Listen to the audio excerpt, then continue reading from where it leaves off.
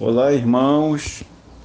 A nossa saudação em nome de nosso Senhor Jesus Cristo, da sua maravilhosa graça e paz, no amor eterno de nosso Deus, o Pai Todo-Poderoso, e na comunhão e consolação no Espírito Santo. Vamos para mais um manancial da Bíblia. Na carta de Tiago, capítulo 5, de 1 a 6. Nosso tema: a condenação das riquezas adquiridas injustamente e mal empregadas. Vamos ler aqui os primeiros versos da carta de Tiago, aqui do capítulo 5.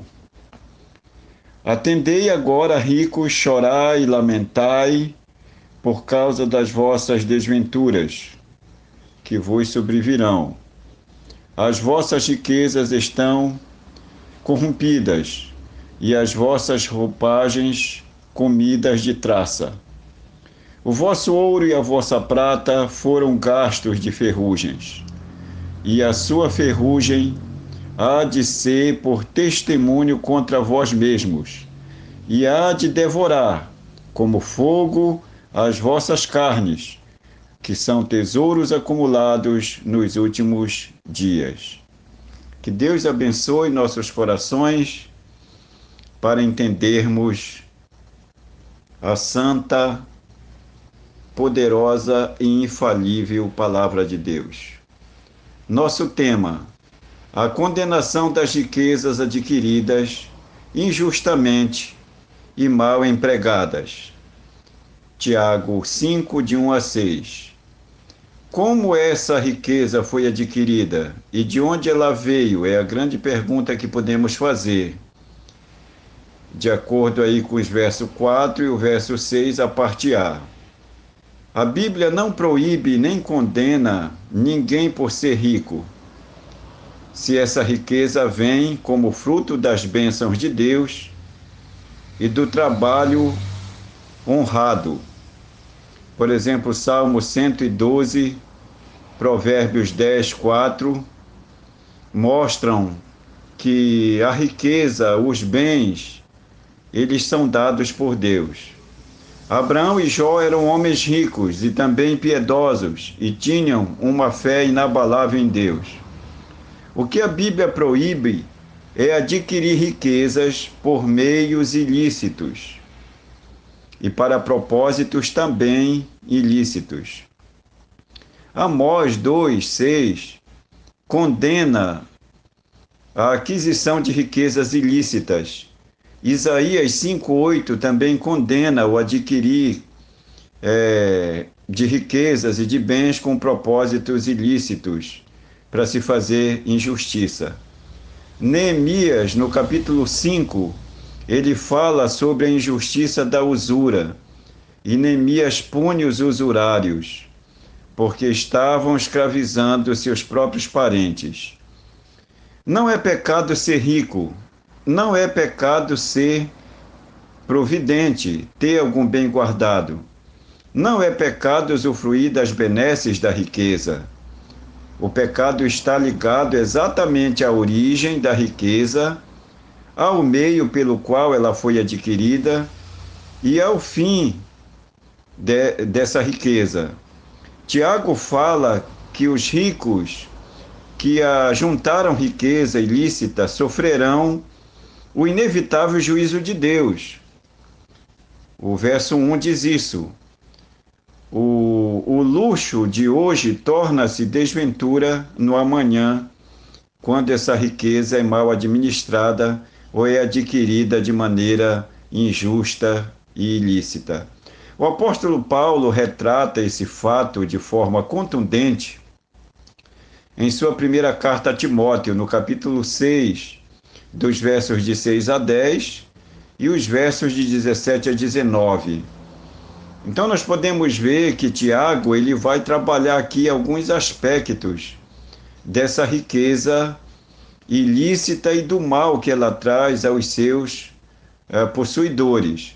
Em primeiro lugar, os ricos tornam-se poderosos, tomando posse de maneira ilegal do salário dos trabalhadores com fraude. Tiago 5,4. Eles estavam ricos por roubar dos pobres. Provérbios 22, 16 e 22. Roubar do pobre é exatamente agredir a Deus. Em segundo lugar, os ricos estavam cada vez mais poderosos porque controlavam os tribunais e os seus juízes, para que os pobres perdessem sempre as suas causas. No caso de Tiago 5, a parte A do verso 6. Como essa riqueza está sendo empregada? É uma grande pergunta que se faz quando lemos Tiago 5, de 3 a 5. Em primeiro lugar, as riquezas acumuladas de forma avarenta, elas trazem problema, elas trazem castigo. Em segundo lugar, os necessitados eram mantidos longe dos benefícios das riquezas dos ricos. E por isso Deus pode se voltar contra os ricos, se esses não se arrependerem até o dia do ajuste das contas. Em terceiro lugar, esses ricos estavam vivendo na luxúria, enquanto os pobres estavam morrendo de fome e passando necessidade. Verso 5 do capítulo 5. Qual é o destino final dessa riqueza? Quando lemos Tiago 5, de 1 a 4, podemos ver aqui algumas colocações que Tiago faz, pelo menos 4. A primeira delas: as riquezas mal usadas se tornarão prejuízo, irão desvanecer, irão ser corrompidas, o tempo mesmo irá desgastá-las. A ideia de tempo aqui também é a própria justiça de Deus. Em segundo lugar, as riquezas mal usadas destroem o caráter e o bom nome das pessoas. Verso 3. Tiago diz: o vosso ouro e a vossa prata estão enferrujados, e a sua ferrugem dará testemunho contra vós, e devorará as vossas carnes como fogo. Este é o julgamento presente da riqueza. E se as vossas riquezas aumentarem, não ponhais nela o coração, é o que diz o Salmo 62, 10. E Provérbios 22, 1 diz o seguinte: o bom nome é melhor do que as riquezas e o ouro, e o ser estimado melhor do que a prata. A piedade com contentamento é grande fonte de lucro, diz o apóstolo Paulo na sua primeira carta a Timóteo, capítulo 6 e verso 6. Em terceiro lugar, as riquezas mal usadas passarão pelo inevitável julgamento de Deus, pelo reto juízo de Deus. Versos 1, versos 3 e verso 5, nós podemos ver isso. Em quarto e último lugar, as riquezas mal usadas confirmam a perda de uma preciosa oportunidade.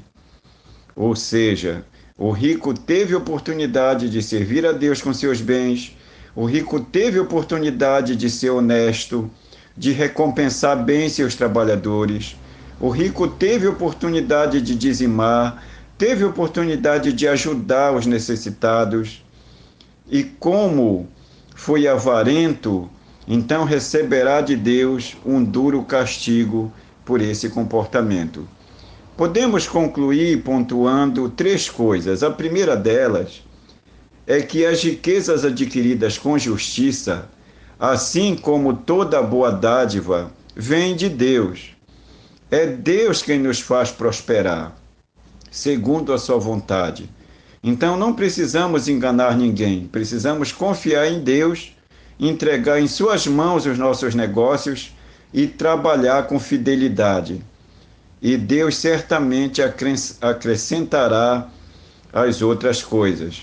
É o que diz o próprio Senhor Jesus Cristo em Mateus: buscai, pois, em primeiro lugar o reino de Deus e a sua justiça, e as outras coisas vos serão acrescentadas. A segunda observação: As riquezas não são desculpas para a prática da injustiça e para sermos infiéis. Porque Abraão, Jacó, José do Egito, Jó, José de Arimateia, Lídia, eram pessoas ricas, mas eram pessoas, acima de tudo, tementes a Deus, que confiaram a Deus os seus bens e a sua vida. Por isso Deus os honrou. E a última observação: sempre tem alguém precisando da nossa ajuda. Não podemos deixar de ajudar com empatia e piedade. Ainda que não sejamos ricos de posses e de bens, mas precisamos ser ricos de amor, de piedade e também de empatia com aqueles que sofrem necessidades mais do que nós. Que Deus nos abençoe e nos guarde e faça resplandecer o seu rosto sobre nós e tenha misericórdia de nós.